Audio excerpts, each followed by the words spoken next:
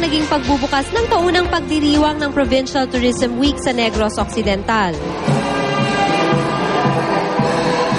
Ipinarada ng mga Negrense ang mga ipinagmamalaki nilang produkto, gaya ng seafood, prutas, mga kakanin,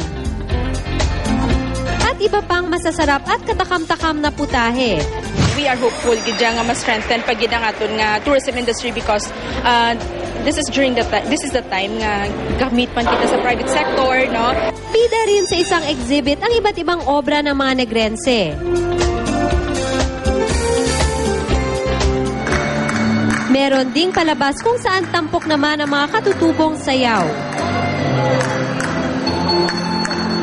Actually, ang Inigal Tourism Week celebration, it encourages all LGUs nga mag-participate not only in our local government but as well as sa aton nga province.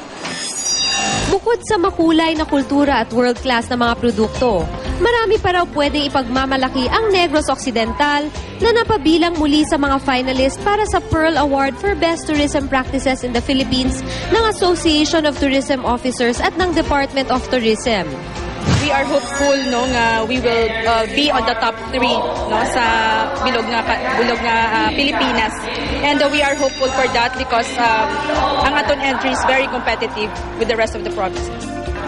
Kaginang mga balita halin diri sa Negros Occidental. Ako si Gretchen Varela, balik sa iyo Arnold.